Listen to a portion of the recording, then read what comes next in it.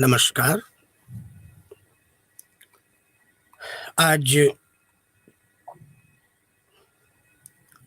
संस्कृत नाटक के इस प्रश्न पत्र के मुख्य विषयों के क्रम में जिनकी चर्चा हम लोग कर रहे थे, उसमें हमें विशेष करके भास महाकवि भास के व्यक्तित्व और कर्तृत्व को दृष्टि में रख कर के जो आपका इसका जो द्वितीय खंड है, उस पर विशेष रूप से चर्चा करने के लिए हम लोग उपस्थित हुए हैं। जैसा कि हम लोग ये बात जानते हैं कि जो हमारी संस्कृत साहित्य सर्जन की विस्तृत परंपरा रही है, उसमें दृश्य काव्य का कितना महत्व है, इसको अगर हम भरत के शब्दों में देखना चाहें तो आचार्य भरत तो की ये मान्यता है कि न तज्ज्ञानम न तच्छिल्पम न सा विद्या न सा कला न सा योगो न तत्कर्म नाट्य अस्मिन् यन्न दृश्यते। कहने का मतलब है कि लोकानुरंजन को दृष्टि में रख कर के जितना भी विविध प्रकार के ज्ञान विज्ञान का जो विषय है, जो शास्त्रीय ज्ञान है, जो शिल्प है, जो कला है, जो विद्याएं हैं, जो योग है और जो भी लोकाचार है या लोक व्यवहार है, वो सब हमें किसी न किसी रूप में नाट्य में प्रतिबिंबित होता हुआ दृष्टिगोचर होता रहता है। यही कारण है कि बोलचाल की भाषा में भी साहित्य को समाज का दर्पण कहा गया है। एक उक्ति है जिसमें विद्वान स्वीकार करते हैं कि नाटकांतम कवित्वम, अर्थात जो नाटक है वो कवित्व की पराकाष्ठा है।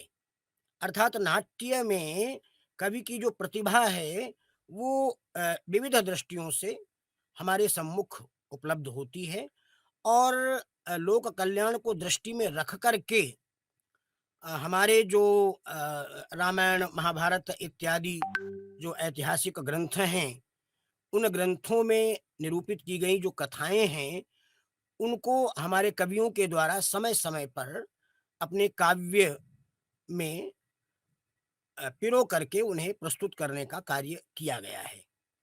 इस क्रम में ये जब हम भारतीय संस्कृति के अंतर्गत संस्कृत साहित्य में नाट्य प्रणयन की परंपरा पर विचार करते हैं तो अ, सबसे पहले हमारे सामने अश्वघोष का नाम आता है।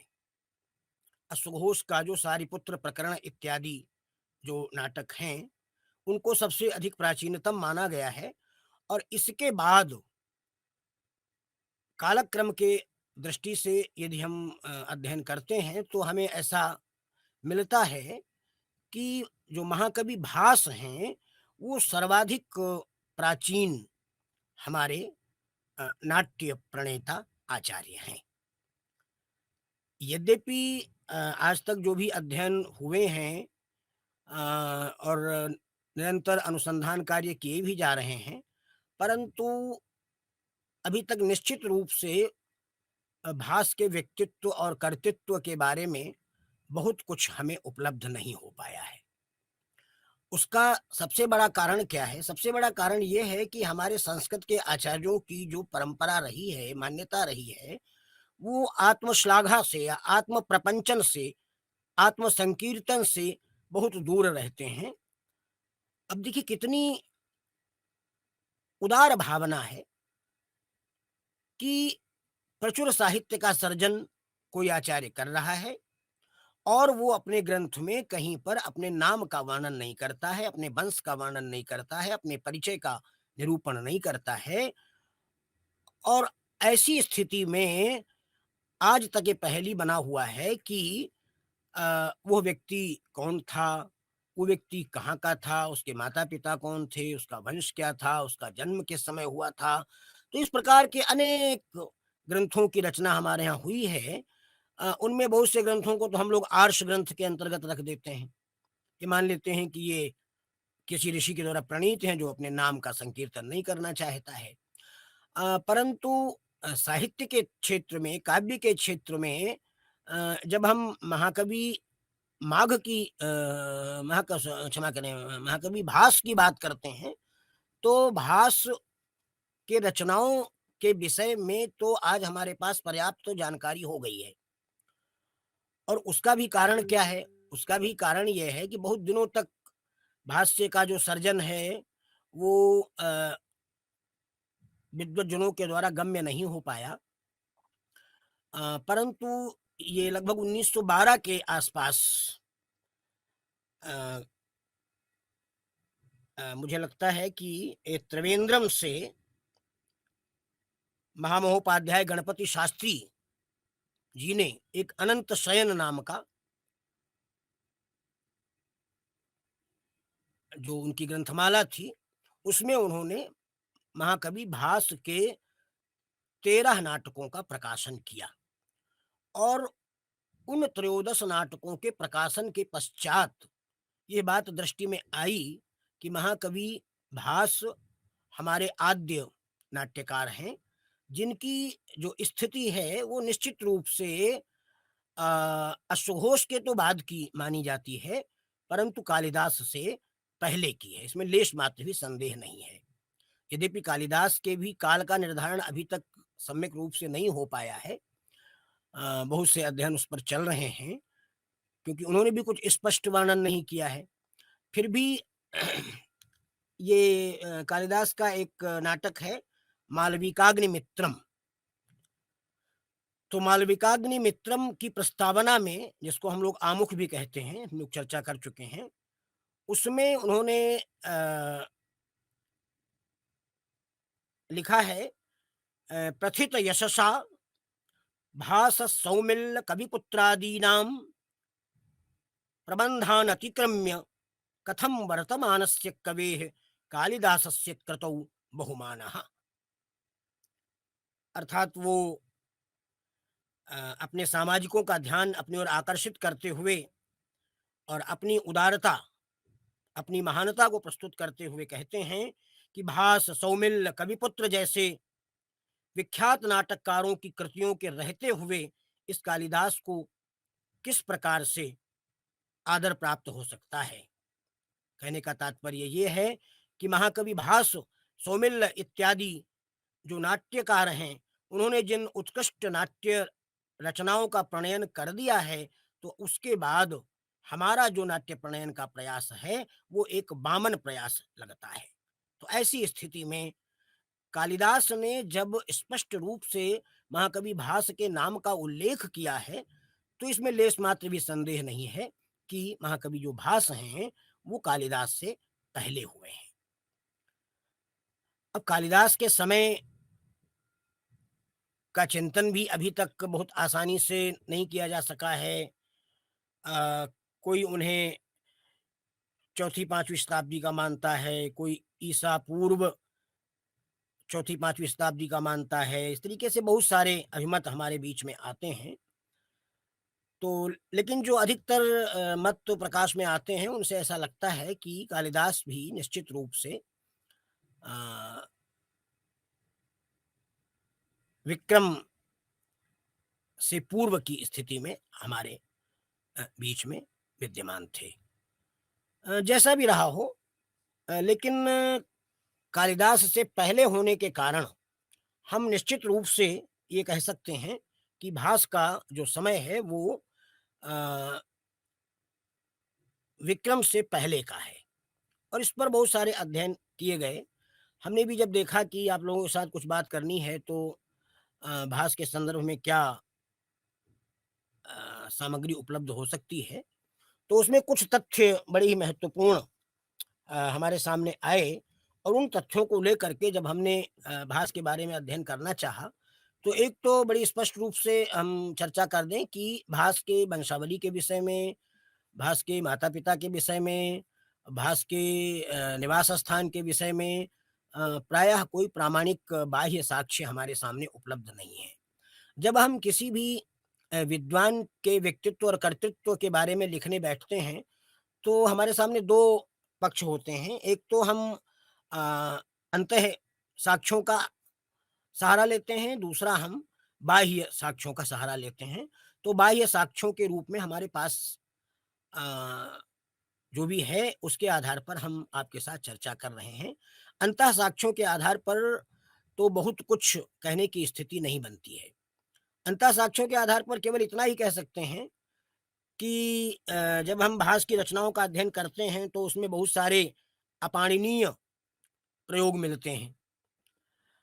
दूसरी बात ये है कि जब हम भास के नाटकों का अध्ययन करते हैं तो एक बड़ी विस्तृत व्यापक परंपरा है हमारे नाट्यशास्त्र की, और वो ये परंपरा है कि नाट्यशास्त्र के ग्रंथों का प्रारंभ प्रायः नांदी पाठ इत्यादि से हुआ करता है।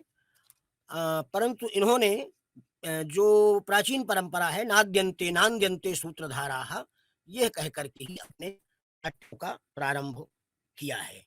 तो ऐसी स्थिति में ऐसा लगता है कि जिस दूसरी बात ये है कि हम देखते हैं कि इनके भी नाटकों की चर्चा हम लोग करेंगे, तो इन्होंने अपने नाटकों में बहुत सारे ऐसे अंश प्रस्तुत किए हैं, जैसे मंच के ऊपर अ, किसी खलनायक के वध का जो चित्र है, वो उन्होंने उसका निरूपण दिखाया है।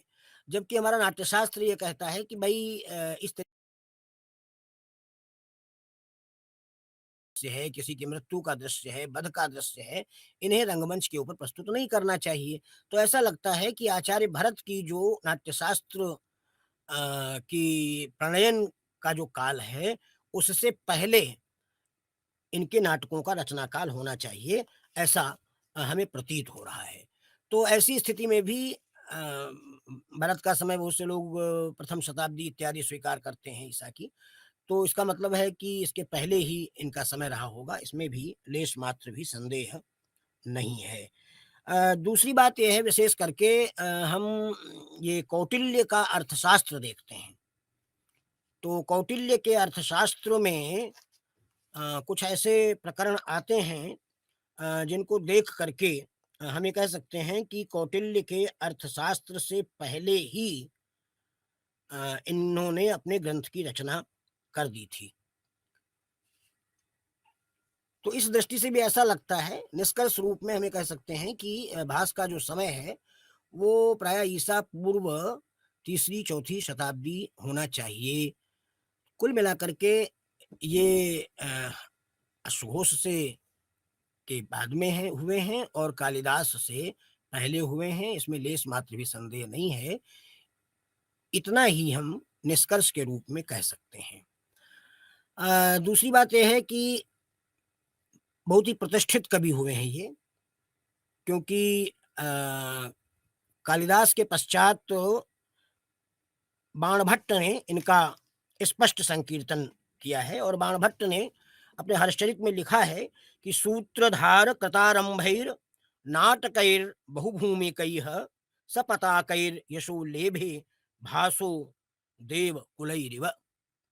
इससे एक तो ये लगता है कि जो नाट्यशास्त्र की प्राचीन परंपरा है कि सूत्रधार के माध्यम से नाट्य का प्रारंभ इन्होंने किया है, और अपने नाटक में बहुत से अ, पताका संज्ञक जो इतिवृत्त हैं, उनका प्रयोग इन्होंने किया है। और एक ये जो देवकुल की स्थापना का प्रकरण है, वो बड़ा ही इनके लिए महत्वपूर्ण है कि इन्होंने अपने नाट्य में, अभी हम आगे आकर के जब हम प्रतिमा नाटकम की बात करेंगे, तो उसमें देवकुल के स्थापना का जो प्रकरण आता है, उसके माध्यम से हमारा जो इतिहास है, उस इतिहास में भी ये प्रमाणित होता है कि प्राचीन समय में कुछ ऐसी परंपराएँ थीं कि जिस समय राजाओं की मूर्तियों की स्थापना की जाती थी, तो उस परंपरा को आधार मान करके, ऐतिहासिक परंपराओं को आधार मान करके इन्होंने जो अपने प्रतिमा नाटकम में विशेष करके देवकुल के स्थापनाओं का उल्लेख किया है, तो उससे भी ऐसा लगता है कि ये बहुत ही प्राचीन आचार्य हैं, प्राचीन कवि हैं, इसमें लेस मात्र भी संदेह नहीं है। और भी अगर हम देखते हैं, अवंत सुंदरी में राजशेखर ने दंडी ने अवंत सुंदरी में इनकी चर्चा की है। राजशेखर ने काव्य मीमांसा में इनकी चर्चा की है, और जयदेव ने प्रसन्न राघव में तो यहाँ तक कहा, भासो हासः कवि कुल गुरु कालिदासो विलासः। तो इन्होंने भास को हास प्रधान कवि के रूप में चित्रित करने का प्रयास किया है। तो हम समझते हैं कि इन बहुत से आचार्यों के द्वारा अभिनव भारती में भी अभिनव गुप्त ने भास का निरूपण किया है। तो लेकिन ये सब तो बहुत बाद के आचार्य हैं, इनके द्वारा निरूपण करने का मतलब यह है कि इनकी प्रामाणिकता सिद्ध होती है, परंतु कालक्रम के लिए विचार करने पर तो हम इतना ही कह सकते हैं कि अगर हम लौकिक संस्कृत साहित्य के सर्जन की बात करें, तो मुझे लगता है कि ये केवल जो आपका रामायण है, महाकवि वाल्मीकि के द्वारा विरचित, और जो महाभारत है, इनकी तो प्राचीनता सर्वथा सिद्ध हो चुकी है। और इसके बाद अश्वघोष की जो परंपरा है, हालांकि अश्वघोष के भी नाटक पूर्ण रूप से हमें उपलब्ध नहीं होते हैं, क्योंकि शारिपुत्र प्रकरण के भी खंडित और त्रुटित प्रतियां ही हमको प्राप्त हुई थी। तो ऐसी स्थिति में हमें लगता है कि सभी लोग इस बात को मानने के लिए तैयार हैं कि वर्तमान समय में जो प्राचीनतम, जिनका संपूर्ण साहित्य उपलब्ध हो रहा है, ऐसा जो नाट्यकार है, वो केवल भास ही है, जिसमें लेश मात्र भी कोई संदेह नहीं है। भास के जिन त्रयोदश नाटकों को अनंत शयन ग्रंथमाला के अंतर्गत प्रकाशित किया गया है, उनके विषय में भी यद्यपि आचार्यों में मतभेद है। क्योंकि कुछ लोग ये कहते हैं कि नहीं भाई, कुछ लोग कह रहे हैं केवल जो प्रतिज्ञा योगन धारायण है, वही इनका ग्रंथ है। कुछ लोग कहते हैं कि नहीं, ये जो स्वप्न वासवदत्तम है, वही उनका प्रणयन है, और बाकी उनके प्रणयन नहीं है। तो इनके प्रणयनों के बारे में, जिनकी चर्चा अभी हम आगे करते हैं, मुझे ये लेश मात्र भी कहने में संकोच नहीं होता है कि इनके प्रणयनों के बारे में प्रायः 3 प्रकार के मत हमें प्राप्त होते हैं। कुछ लोगों का तो मानना ये है, कुछ लोगों में विशेषकर हमारे महामहोपाध्याय गणपति शास्त्री जी, जिन्होंने इनके नाटकों का प्रकाशन करके इन्हें सर्वजन सुलभ बनाया है, उन्होंने तो स्पष्ट रूप से ये स्वीकार किया है कि ये जितने भी भास नाटक चक्र के नाम से ये नाट्य कृतियां उपलब्ध होती हैं, वो सभी महाकवि भास के द्वारा ही प्रणीत हैं। परंतु कुछ लोग ऐसा भी मानते हैं कि इनमें से कुछ ग्रंथ भास के द्वारा प्रणीत हैं, और बाकी जो ग्रंथ हैं वो किसी केरल के कवि के द्वारा प्रणीत हैं। तीसरी मान्यता ये है कि कुछ ग्रंथों का प्रणयन तो महाकवि भास ने स्वयं किया है, कुछ का प्रारंभ उन्होंने किया था, और बाद में केरल के किसी कवि ने उनको पूर्ण कर दिया है। तो ये 3 प्रकार के मत हमारे सामने विशेष करके आते हैं। परंतु हम अपने अभिमत को प्रस्तुत करते हुए ये बात कह सकते हैं कि महाकवि भास के द्वारा ही इन सभी नाटकों का प्रणयन किया गया है, इसमें लेश मात्र भी संदेह नहीं है। क्योंकि 2 बड़े महत्वपूर्ण विषय हैं, जो इस बात का बड़ा प्रमाण है, ये प्रमाण रूप में प्रस्तुत किए जा सकते हैं कि सभी जो रचनाएं हैं, वो महाकवि भास के द्वारा ही प्रणीत हैं। उनमें विशेष करके एक बात तो ये है कि महाकवि भास ने प्रायः अपने प्रत्येक नाट्य कृति का जो प्रारंभ है, उसमें एक मुद्रा नाम के अलंकार का प्रयोग किया है। मुद्रा नाम के अलंकार का प्रयोग जो है, वो विशेष करके किसी ऐसे वर्णन के माध्यम से, जिस वर्णन के द्वारा ऐसी शब्दावली का प्रयोग किया जाता है कि उससे संपूर्ण जो कथानक है वो सूच्य हो जाता है। यहाँ तक कि उसके पात्र इत्यादि के विषय में भी हमको जानकारी उपलब्ध हो जाती है। तो ये मुद्रा अलंकार का प्रयोग करके इन्होंने अपनी रचनाओं का प्रारंभ किया है। मुद्रा अलंकार यद्यपि बहुत से आचार्यों के द्वारा स्वीकृत नहीं है, केवल अप्पय दीक्षित जी ने मुद्रा नाम के अलंकार को स्वीकार किया है और दूसरे जो हैं वो देवशंकर पुरोहित जी ने इसको स्वीकार किया है और एक कहीं-कहीं परकाल स्वामी जी ने भी इसको स्वीकार किया है। तो इन 2-3 आचार्यों के अलावा ये जो मुद्रा नाम का अलंकार है वो स्वीकार नहीं किया गया है। परंतु मुद्रालंकार के बारे में कुबेरालंग में लिखा सूच्यार्थ सूचनम मुद्रा प्रकृतार्थ परैः पदैः। तो प्रकृत अर्थ के माध्यम से दूसरे जो सूच्य विषय हैं उनका निरूपण जिस अलंकार के द्वारा कर दिया जाता है उसे अ, मुद्रा के नाम से जाना जाता है। दूसरा क्या है कि इन्होंने स्वभावोक्ति अलंकार को बहुत अधिक प्रश्रय दिया है, क्योंकि जो स्वभावोक्ति अलंकार है वो यथावस्थायाः कथनम स्वभावोक्ति है। यथोक्त जो वर्णन है वो स्वभावोक्ति के अंतर्गत आता है और इन्होंने प्रायः संपूर्ण जो निरूपण है वो यथोक्त स्वरूप में ही प्रस्तुत करने का कार्य किया है। दूसरी एक सबसे बड़ी जो बात है वो ये है कि इनके प्रत्येक ग्रंथ में जो भरत वाक्य मिलता है वो भरत वाक्य लगभग एक जैसा मिलता है और उसमें उन्होंने इमाम अपि महीम कृष्णाम राजसिंह प्रशस्तु नः इस तरीके का प्रयोग या इससे मिलता जुलता कुछ प्रयोग किया है। तो ये 2-3 ऐसे मुख्य विषय हैं जिनको देख करके हम निश्चित रूप से कह सकते हैं कि जितने भी ये जो ग्रंथ हैं वो महाकवि भास के द्वारा ही प्रणीत हैं। इसमें लेस मात्र भी संदेह नहीं है। दूसरी बात इनकी नाटकों को जब हम देखते हैं तो विशेष करके इनके जितने भी नाटक हैं वो या तो राम कथा पर आधारित हैं और यानी रामायण पर आधारित हैं और या विशेष करके वो महाभारत पर आधारित हैं। अभी जिसकी विशेष रूप से हम चर्चा करेंगे आपके बीच में प्रतिमा नाटकम, वो तो आप सभी लोग जानते हैं कि उसे तो उसका जो कथानक है वो तो रामायण से ही लिया गया है, इसमें लेस मात्र भी संदेह नहीं है। तो ऐसी स्थिति में ऐसा लगता है कि जो महाकवि भास हैं वो या तो राम भक्त हैं या तो कृष्ण भक्त हैं। तो ये जो हमारे यहाँ परंपरा मिलती है शैव शाक्त और वैष्णव दर्शन की जो त्रिविध परंपरा प्राप्त होती है उसमें हम निश्चित रूप से कह सकते हैं कि जो महाकवि भास हैं वो वैष्णव परंपरा के पालक हैं।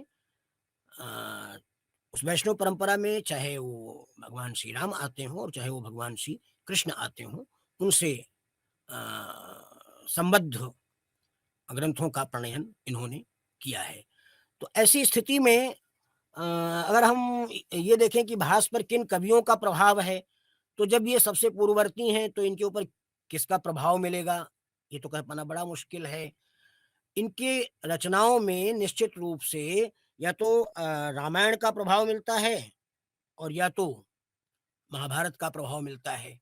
इन 2 का प्रभाव निश्चित रूप से इनकी रचनाओं में देखा जा सकता है। जैसे उदाहरण के लिए अ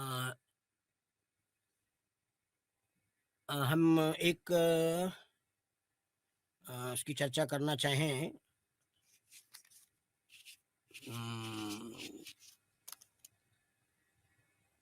कि रामायण के रचनाओं का रामायण से संबद्ध जो इस तरीके के साहित्य हैं या जो रामायण है, उसका एक प्रकरण उसमें जैसे सीता का निरूपण महर्षि वाल्मीकि ने जिस तरीके से किया है, उसी तरीके का कुछ मिलता-जुलता निरूपण आचार्य भास ने भी सीता को वनदेवी के रूप में या वन की सेवा करते समय जब प्रस्तुत किया है, तो आचार्य भास ने भी उसी तरीके का वर्णन किया है, उसे हम यहाँ पर प्रस्तुत करना चाहेंगे।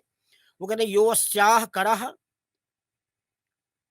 साम्यति दर्पणेऽपि स नैति खेदं कलशं वहन्त्याः कष्टं वनं स्त्रीजनसौकुमार्यं समं लताभिः कठिनीकरोति। तो इस प्रकार से दूसरा ये है कि एक आचार्यों ने उपमा और उत्प्रेक्षा उत्प्रेक्षा अलंकार के उदाहरणों में एक बहुत अच्छा श्लोक बार बार प्रस्तुत किया है। उस तरीके का निरूपण भी हमें रामायण इत्यादि में बहुत प्राप्त होते हैं, सभी लोग परिचित होंगे। वो है लिम्पतीव तमोंगानी वर्षंतीवांजनम नभः असत्पुरुष सेवेव दृष्टिर विफलताम गता। तो इस प्रकार के जो निरूपण हैं उनसे ऐसा लग रहा है कि ये जो भास हैं इनके ऊपर रामायण और महाभारत इत्यादि का प्रभाव पर्याप्त प्रभाव दिखाई पड़ता है। दूसरी बात है कि जैसे उपमा कालिदासस्य की बात आती है, कालिदास की उपमा बड़ी प्रसिद्ध है। तो मुझे लगता है कि ये उपमा इत्यादि का अच्छा प्रयोग जो है वो निश्चित रूप से कालिदास से पहले ही महाकवि भास ने किया है, इसमें कोई लेश मात्र भी संदेह नहीं है। ये प्रतिमा रामायण का ही प्रतिमा नाटकम का ही एक अंश है, जिसमें कहते हैं सूर्य इव गतो रामः सूर्यम दिवस इव लक्ष्मणो अनुगतः सूर्य दिवसावसाने छाएव न दृश्यते सीता। तो इस प्रकार के जो उद्धरण मिलते हैं उनसे हमको निश्चित रूप से ऐसा लगता है कि ये अश्वघोष के बाद में अपनी रचना का प्रणयन करने वाले महाकवि जो भास हैं वो उपमा इत्यादि अलंकारों में बहुत ही निपुण हैं, बहुत ही कुशल हैं। अ, महाभारत और रामायण में बहुत सारे नीतिपरक उद्धरण प्राप्त होते हैं। उन नीतिपरक उद्धरणों में से एक उद्धरण है जो हमें प्रतिमा नाटक के तृतीय अंक में प्राप्त होता है और उससे हमें लगता है कि भास के ऊपर रामायण और महाभारत दोनों का प्रभाव था, जिसे हम उद्धृत कर सकते हैं। वहां पर आया हुआ है गोपहीना यथा गावो विलयम यान्त्यपालिताः एवं नृपतिहीना ही विलयम यान्ति वै प्रजाः। अर्थात गोपालों से रहित जो गायें हैं, जब उनका पालन नहीं किया जाता है तो वो नष्ट हो जाती हैं। और उसी प्रकार से जब कोई राजा नहीं होता है या राजाओं के द्वारा उत्कृष्ट रूप से या विधिवत अपनी प्रजाओं का पालन पोषण नहीं किया जाता है तो वो प्रजाएं भी विनाश को प्राप्त होने लगती हैं अथवा संकटापन्न हो जाया करती हैं। तो इस प्रकार के ऐसे उदाहरणों को देख करके हमें ऐसा लगता है कि निश्चित रूप से महाकवि भास के रचनाओं पर रामायण महाभारत इत्यादि का पर्याप्त प्रभाव है और इन्होंने बहुत ही उत्कृष्ट स्वरूप में, यद्यपि नाट्य शास्त्र की जब हम बात करते हैं तो नाट्य शास्त्र की बहुत सी मान्यताओं का इन्होंने अपनी रचनाओं में ग्रहण नहीं किया है, परंतु नाट्य का तो नाट्य शास्त्र भी तो उसकी स्थिति भी तो बाद में आती है। तो इसलिए मुझे तो ऐसा लगता है कि बहुत से ऐसे स्थल रहे होंगे कि जो इन्होंने प्रयोग कर दिया है और उसके बाद ग्रंथों का प्रणयन किया गया है। तो ऐसी स्थिति में निश्चित रूप से यह एक मानक स्थापित करने वाले उत्कृष्ट कोटि के महाकवि हैं। इनकी रचनाओं के विषय में अ, या इनके निवास स्थान के विषय में विशेष करके 2 प्रकार के मत प्राप्त होते हैं। एक तो कुछ लोगों ने कहा कि भई इन्होंने उदयन इत्यादि का वर्णन किया है तो इनका संबंध उज्जैन से हो सकता है, परंतु बाद में आचार्यों ने इसे भी स्वीकार नहीं किया है। दूसरी बात है कि इनके सारे जो ग्रंथ हैं वो अधिकतर त्रिवेंद्रम के आसपास केरल से प्राप्त हुए हैं, तो ऐसा लगता है कि केरल में इनकी जन्मभूमि रही होगी, परंतु इनकी जन्मभूमि के विषय में बहुत अधिक कुछ उपलब्ध नहीं हो पाया है, इसलिए उसके विषय में कुछ कहना बहुत अधिक अभी तर्कसंगत प्रतीत नहीं होता है। विशेष करके हमें चर्चा करनी है महामहोपाध्याय पंडित टी गणपति शास्त्री जी ने जिन 13 नाटकों को प्रकाशित किया, तो उनमें विशेष करके 4-5 प्रकार के वो नाटक हमें प्राप्त होते हैं। जैसे कुछ नाटक तो उसमें राम कथा पर आश्रित हैं, सभी लोग जानते हैं कि भगवान राम की कथा को आधार बना करके भास ने एक तो प्रतिमा नाटकम का प्रणयन किया है, दूसरा उन्होंने अभिषेक नाटकम का प्रयोग किया है। प्रतिमा नाटकम के बारे में विशेष चर्चा अभी हम करते हैं, और अभिषेक नाटकम में उनके राज्याभिषेक के प्रकरण को लेकर के बड़ा ही सुंदर निरूपण किया गया है। दूसरा, महाभारत की कथा पर आश्रित उनके नाटक मिलते हैं। महाभारत की कथा पर आश्रित उनके सबसे अधिक नाटक प्राप्त होते हैं, जिनमें मध्यम व्यायोग है, दूत घटोत्कच है, कर्णभार है, दूतवाक्य है, उरुभंग है और पंचरात्र है। तो ये विशेष करके महाभारत की कथा पर आश्रित माने जाते हैं। एक बाल चरित भी है, वो भी महाभारत की कथा पर आश्रित है, लेकिन कुछ लोगों ने कहा कि नहीं, इसको अगर भागवत पुराण के ऊपर आश्रित माना जाए तो ज्यादा अच्छा होगा। इसके अतिरिक्त लोक कथाओं पर आश्रित इनके नाटक हैं। लोक कथाओं के आधार पर जैसे प्रतिज्ञा योगंधरायण है, स्वप्न वासोदत्तम है, अविमारक है और दरिद्र चारुदत्त है। तो इस प्रकार से इनके ये जो त्रयोदश नाटक हैं, उन नाटकों को हम मुख्य रूप से 3 प्रभागों में, और कुछ लोग तो इन्हें अलग-अलग और 4-5 प्रभागों में विभाजित करके इनकी गणना करते हैं। अब इनके विषय में हम बहुत अधिक चर्चा न करके सीधे-सीधे हम प्रतिमा नाटकम पर आते हैं, जो विशेष रूप से आप लोगों के पाठ्यक्रम में निर्धारित है। जैसा कि आप सभी लोग जानते हैं कि प्रतिमा नाटक भास के द्वारा विरचित नाटकों में बहुत ही महत्वपूर्ण है। प्रायः 7 अंकों में निबद्ध ये नाटक श्रीमद् वाल्मीकि द्वारा प्रणीत रामायण के कथानक को आधार बना करके लिखा गया है, इसलिए निश्चित रूप से ये रामायणाश्रित ही माना जाएगा। यद्यपि प्रतिमा नाटकम का अध्ययन करने से ऐसा लगता है कि सामान्य जो अनुहरण की प्रवृत्ति है उसका पालन तो किया महाकवि भास ने, लेकिन उन्होंने बहुत से स्थलों पर मौलिकता का प्रदर्शन भी किया है, जिसकी चर्चा हम इसमें अभी प्रसंगतः करेंगे। विशेष करके जो मौलिकता का निरूपण उन्होंने किया है वो ये है कि उन्होंने अपने इस नाट्य में कैकेयी के चरित्र को लांछित होने से बचाने का प्रयत्न किया है।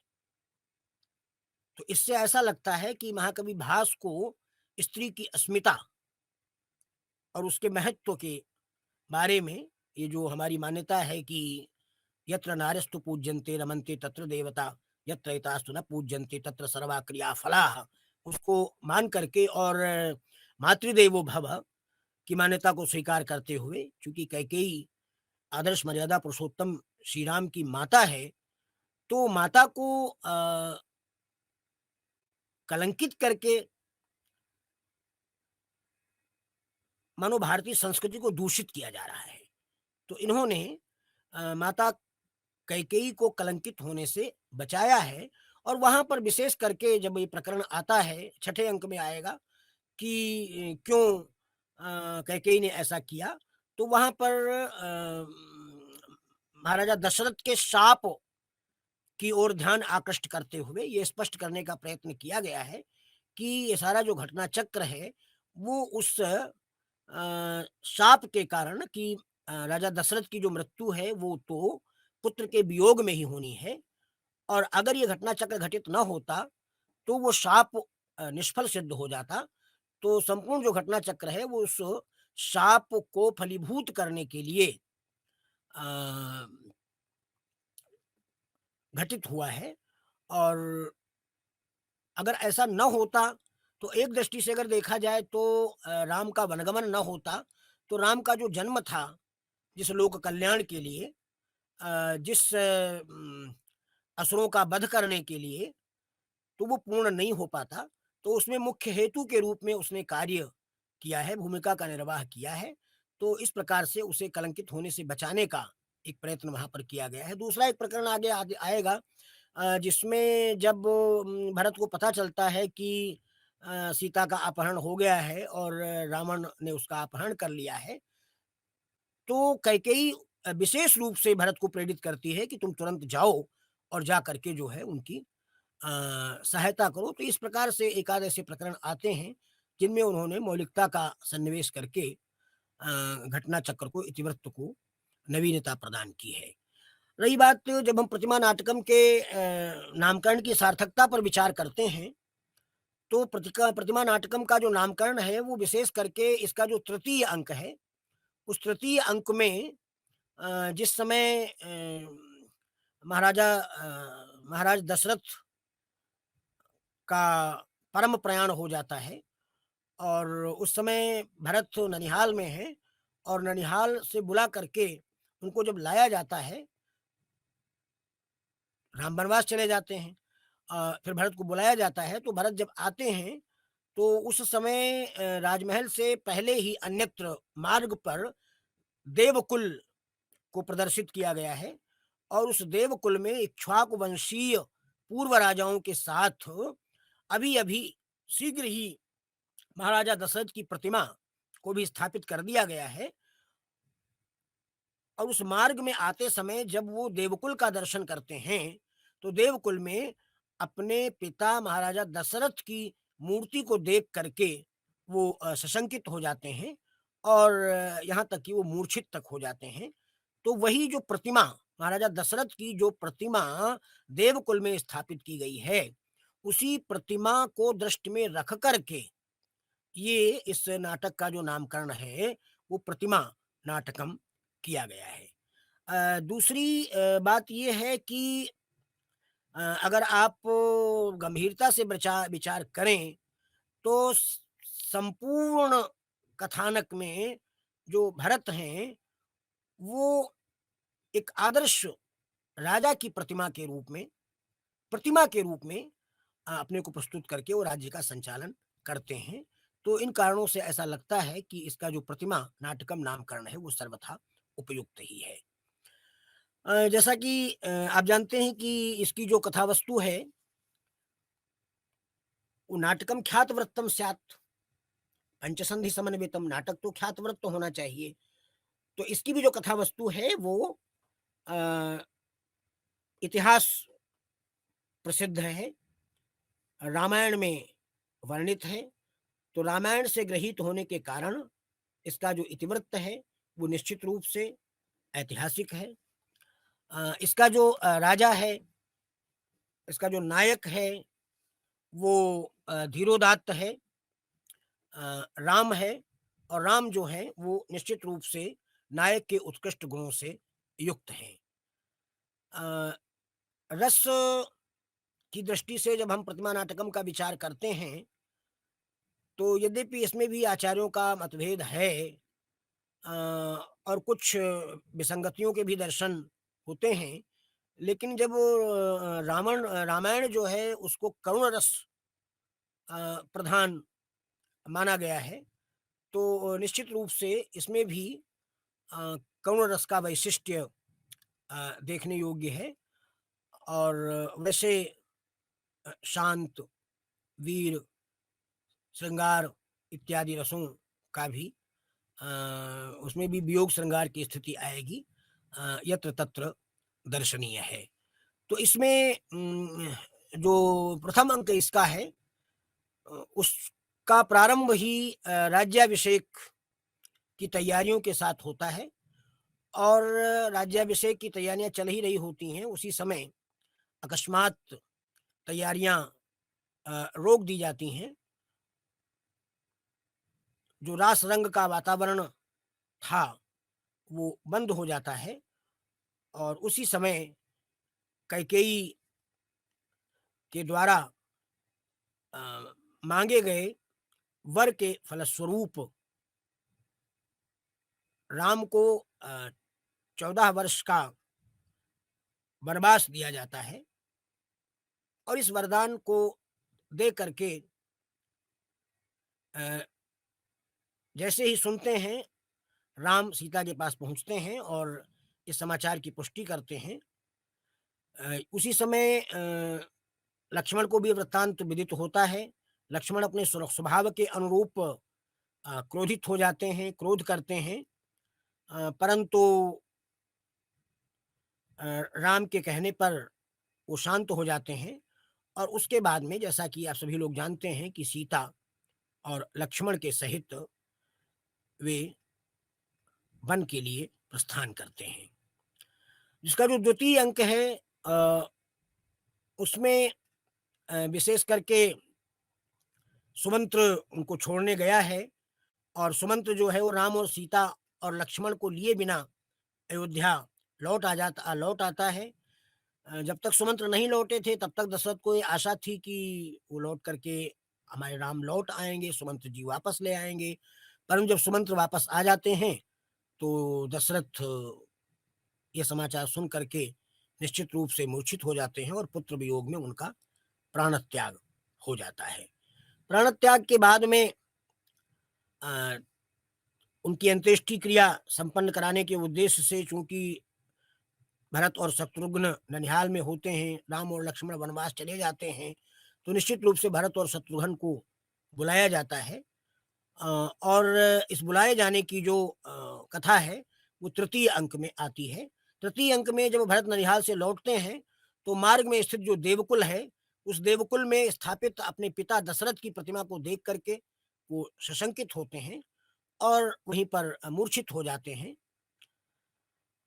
उसके बाद आकर के अपने पिता के और्ध्वदैहिक कार्यक्रमों को संपन्न करते हैं और संपन्न करने के बाद में वो अपनी माता के प्रति अपने आक्रोश को व्यक्त करने के बाद अ, वन जा करके राम को वापस लाने का संकल्प करते हैं।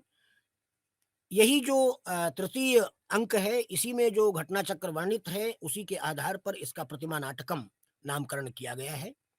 चतुर्थ अंक में भरत अपने मंत्री सुमंत्र इत्यादि के साथ वन में जाते हैं, राम से भेंट करते हैं, उनसे अयोध्या लौट चलने की विनती करते हैं, परंतु राम वापस आना नहीं चाहते हैं और बाद में इस शर्त के साथ में वो वापस आते हैं। आप सभी जानते हैं कि चरण पादुकाओं को लेकर के कि जब आप वापस आ जाएंगे तो आप अपने राज सिंहासन को स्वीकार कर लेंगे। तो ऐसी स्थिति में ये जो आपका चतुर्थ अंक है वो भरत को राम को मनाने के लिए वनवास में जाना, उनसे प्रार्थना करना, अनुनय विनय करना, राम का अस्वीकार कर देना और उसके बाद राम से आशीर्वाद लेकर के राज्य संचालन को उनके नाम पर ही संचालित करने के उद्देश्य से भरत सुमंत्र और अपने प्रियजनों के साथ अयोध्या की ओर वापस आ जाते हैं। पंचम पंचम जो अंक है वो निश्चित रूप से जो रावण के द्वारा सीता के अपहरण से संबंधित है। यहाँ पर भी जो विशेष ध्यान देने योग्य बात है वो ये है कि भास ने कथानक में आमूल चूल परिवर्तन कर दिया है। क्योंकि आप सभी लोग जानते हैं कि जो रामायण का कथानक है उनके अनुसार मरीचि स्वर्ण मृग बन करके आता है, सीता उसको देखती है और देख करके वो कहती है कि हमें इसकी मृगचर्म चाहिए और इसलिए राम जो है वो उसे मारने के लिए चले जाते हैं। इससे महाकवि भास को ऐसा लगता है कि सीता के आचरण पर आक्षेप है। बात भी सही है कि जिस सीता ने अपने कर्तव्य का पालन करने के लिए राजमहल का सुख त्याग दिया, क्योंकि सीता को तो वनवास हुआ नहीं था, दशरथ भी चाहते थे, सीता की सासें भी चाहती थीं, सभी लोग चाहते थे कि सीता यहीं पर रहे, लेकिन सीता ने अपने पति के साथ जाने का निश्चय करके तपस्विनी का वेश धारण कर लिया और अपने आभूषण इत्यादि को भी त्याग करके वो वनवास चली आई, तो ऐसी सीता भला स्वर्ण मृग को देख करके क्यों लालच करेगी? और अगर करती है तो इससे उसका जो आचरण है, चरित्र है, स्वभाव है, वो पतित होता हुआ दृष्टिगोचर होता है।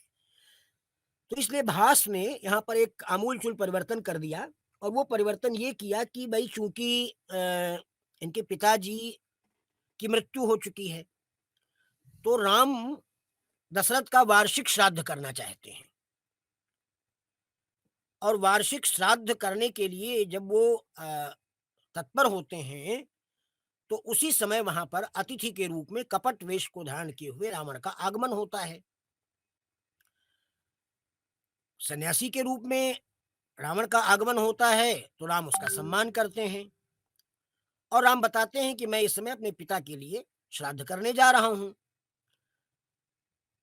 तो उस श्राद्ध का समय जान करके ही रावण आया था। तो रावण उन्हें ये परामर्श देता है कि अगर आप स्वर्ण मृग के द्वारा पिंडदान करेंगे, तो आपका जो श्राद्ध है वो फलीभूत होगा। तो इस कारण से न पितृकर्म की प्रधानता की दृष्टि से जो राम हैं, वो स्वर्ण मृग का रूप धारण करने वाला जो मरीचि था, उसको देख करके राम उस मृग का शिकार करने जाते हैं। लेकिन राम मृग का शिकार करने सीता के कहने से नहीं जाते हैं, बल्कि पितृकर्म के उद्देश्य से, श्राद्ध को पूर्ण करने के उद्देश्य से मृग को मारने के लिए वो जाते हैं।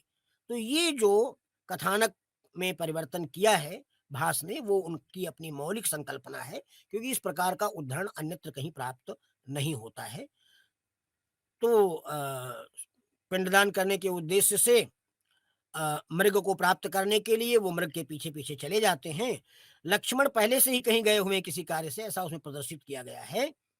तो क्योंकि देखिए यहाँ पर भी लक्ष्मण के द्वारा अ, जो सीता का वाग विलास हुआ है, उसमें भी जो लक्ष्मण का व्यक्तित्व है वो थोड़ा-सा क्षीण होता हुआ दृष्टिगोचर होता है रामायण इत्यादि में, तो उसे भी इन्होंने बचा लिया है। रामायण इत्यादि के प्रकरण में सीता किस तरीके से लक्ष्मण को जाने के लिए विवश कर देती हैं, इससे भी जो सीता का चरित्र है वो थोड़ा-सा आक्षिप्त होता हुआ दृष्टिगोचर होता है। तो इस आक्षेप से भी महाकवि भास ने अपनी नायिका सीता को बचा लिया है, और लक्ष्मण को पहले ही कहीं भेज देता है वो। और राम जब मृगचर्म लेने के लिए चले जाते हैं, मृग को लेने के लिए चले जाते हैं, तो उस समय सीता को अकेला पा करके जो रावण है वो उसका अपहरण कर लेता है, और मार्ग में जाते समय गृधराज जटायु उनको बचाता है, जो प्रकरी कथा के रूप में इसमें भी अ, निरूपित किया गया है। तो कुल मिला करके सीता के ऊपर मृग के प्रति उनकी लिप्सा, उनके लोभ का जो आक्षेप हो रहा था, उससे नाट्यकार ने बिल्कुल ही अपनी नायिका को, सीता को बचा लिया है। षष्ठ अंक के प्रारंभ में सीता को रावण से बचाने के लिए जटायु और रावण के युद्ध का वर्णन किया गया है, और उसके बाद जटायु जो है रावण के हाथों से घायल होकर के मृत्यु को प्राप्त होता है। अ, इसके पश्चात राम और सुग्रीव की मित्रता हो जाती है, और उसी समय प्रकरण वहाँ पर आता है कि राम का समाचार लेने के लिए भरत ने अपने मंत्री सुमंत्र को भेज रखा है। तो सुमंत्र वहाँ पर पहुँचते हैं, और तब उनको सीता के अपहरण की सूचना प्राप्त होती है। सीता के अपहरण की सूचना प्राप्त करके वो आते हैं अयोध्या सुमंत्र, और भरत को यथास्थिति से अवगत कराते हैं। तो इसी समय वो प्रकरण है कि जब कैकेयी महाराज दशरथ को मुनि से मिले हुए साप से भरत को अवगत कराते हुए अपने ऊपर लगे हुए दोषारोपण से अपने को मुक्त करती है, और भरत को प्रेरित करती है कि तुम शीघ्र ही जा करके अपने भाई राम की सहायता करो। भरत अपने भाई राम की सहायता करने के लिए सेना के साथ प्रस्थान करते हैं, वहां पर पहुंचते हैं सप्तम अंक में। लेकिन पहुंचने से पहले ही उनको ये सूचना मिल जाती है कि भगवान श्री राम ने रावण का वध करके सीता को वापस प्राप्त कर लिया है। तो यहाँ पर भी कथानक का एक मोड़ दे करके जो कवि है उसने अपनी मौलिकता का प्रदर्शन किया है। और उसके बाद विभीषण का लंकाधिपति के रूप में अभिषेक कर दिया जाता है। रावण के वध का समाचार सुन करके सभी लोग बहुत ही प्रसन्न हैं और इसके बाद सीता को लेकर के अयोध्या वापस होने का वर्णन प्राप्त होता है। अयोध्या आगमन पर अयोध्यापति के रूप में उनका राज्याभिषेक किया जाता है। माता कैकेयी भी बहुत प्रसन्न होती है और उसके बाद में अयोध्या की ओर ये प्रस्थान करते हैं, क्योंकि ये प्रकरण अयोध्या में आने तक की कथा का ही निरूपण यहाँ पर किया गया है। तो पुष्पक विमान में बैठ करके अयोध्या की ओर प्रस्थान करते हैं और यहीं पर जो नाटक है वो संपूर्णता को प्राप्त हो जाता है। तो इस प्रकार से ऐसा लगता है कि केवल राम के राज्याभिषेक के प्रारंभ से लेकर के और पुनः राज्याभिषेक होने तक का जो प्रकरण है वो आपके इस प्रतिमा नाटकम में प्रस्तुत किया गया है। तो प्रतिमा नाटकम रामायण की कथा पर आश्रित एक बहुत ही महत्वपूर्ण नाटक है, जिसमें प्रायः स्वाभाविक रूप से नाट्य शास्त्र की मान्यताओं का पालन करते हुए भी पर्याप्त रूप में अनुहरण की प्रक्रिया का पालन करके भी यत्र तत्र कथानक में मौलिक परिवर्तन करके, वो मौलिक परिवर्तन विशेष करके 2 स्थलों पर और दोनों स्थलों पर स्त्री अस्मिता को सुरक्षित करने के लिए किया गया है। कैकेयी के चरित्र को सुरक्षित रखने के लिए शाप का प्रश्रय लिया गया है और राम के द्वारा मृग का शिकार करने जाने के लिए सीता के लोभ का निराकरण करके श्राद्ध के उद्देश्य से, पितृकर्म के उद्देश्य से वहां पर मृग के शिकार का प्रकरण आया हुआ है।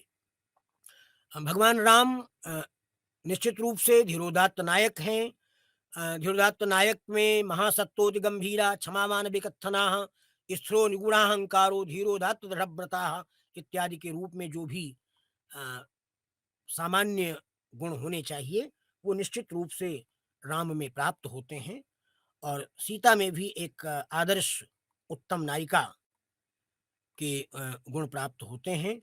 अगर इनके पात्रों की चर्चा करें तो इसके सभी पात्र, चाहे वो आदर्श मर्यादा पुरुषोत्तम राम हों, चाहे वो इसकी नायिका जगत जननी भगवती सीता हों, चाहे वो भ्रातृ प्रेम के और धर्म पालन के मूर्तिमान स्वरूप भरत हों, चाहे वो धीर वीर और आदर्श भ्रातृ प्रेमी आज्ञाकारी लक्ष्मण हों, और चाहे वो अपने प्रतिज्ञा का पालन करते करते अपने प्राणों तक को बलिदान कर देने वाले दशरथ हों, और चाहे वो स्वयं कैकेयी हो। कैकेयी का चरित्र अन्यत्र तो बड़ा लांछित किया गया है, लेकिन इसमें कुछ घटना चक्रों को मौलिक रूप से प्रस्तुत करके कैकेयी के चरित्र की भी सुरक्षा कर दी गई है।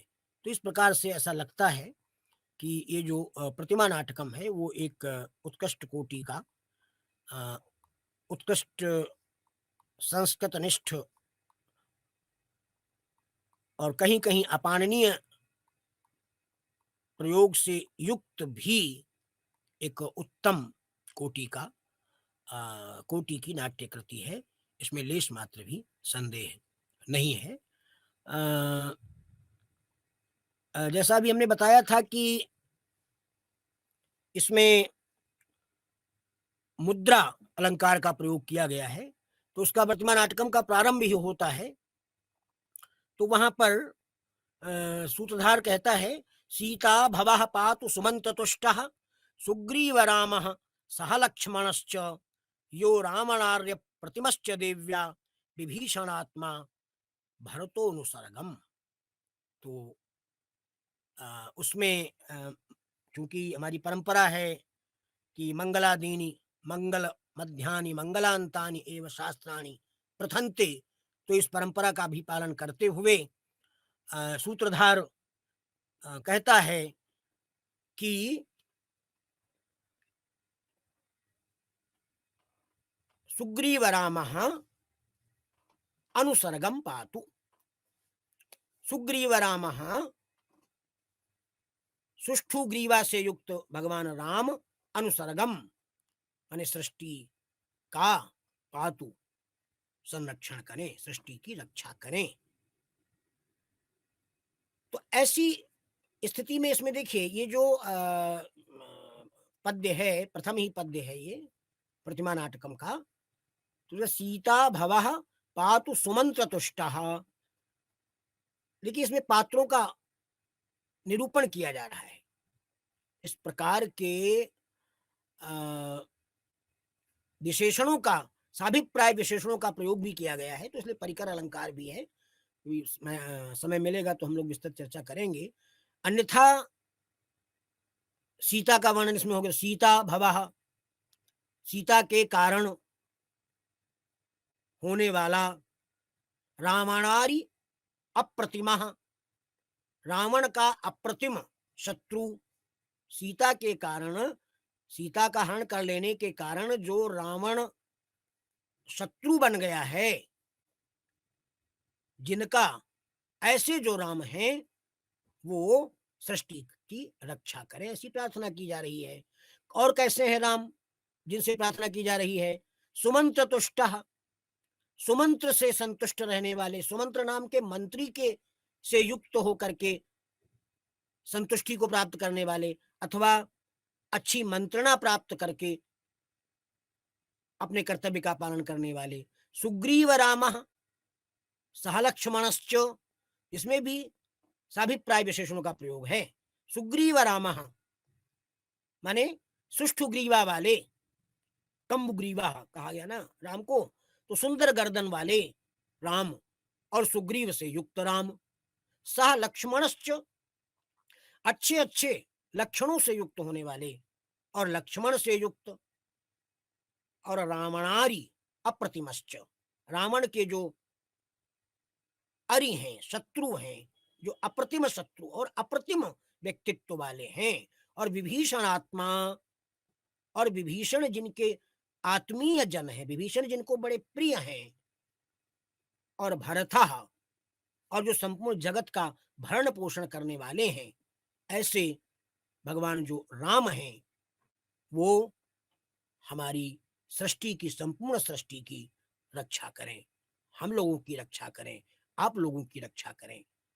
तो देखिए इस तरीके से इन्होंने इस अपने मंगलाचरण के रूप में ही या नांदी पाठ के रूप में ही जो श्लोक प्रस्तुत किया गया है, उसमें प्रतिमा नाटकम के जो महत्वपूर्ण पात्र हैं, सीता, सुमंत्र, सुग्रीव, लक्ष्मण, रावण, विभीषण और भरत, इन सब का भी निरूपण कर दिया गया है। और बड़े ही सुंदर ढंग से जगदीश्वर आदर्श मर्यादा पुरुषोत्तम राम से ये प्रार्थना की गई है कि सीता के कारण शत्रु के रूप में स्वीकार करने वाले रावण का वध करके संपूर्ण लोक का कल्याण करते हुए, देवर्ष मुनियों को संतुष्ट करते हुए, देवर्ष मुनियों की मंत्रणा से अपने कार्यों का संपादन करते हुए, सुमंत्र से युक्त होकर के सुंदर ग्रीवा वाले सुग्रीव के सहयोग से सुंदर लक्षणों वाले लक्ष्मण जैसे अपने आदर्श भाई के सानिध्य से विभीषण जैसे लोगों को अपने आत्मीय जन मानने वाले और संपूर्ण जगत का भरण पोषण करने वाले भरत से युक्त होकर के, जिसने रावण जैसे आतताइयों का वध कर दिया, ऐसे भगवान राम हम सबकी रक्षा करें। धन्यवाद।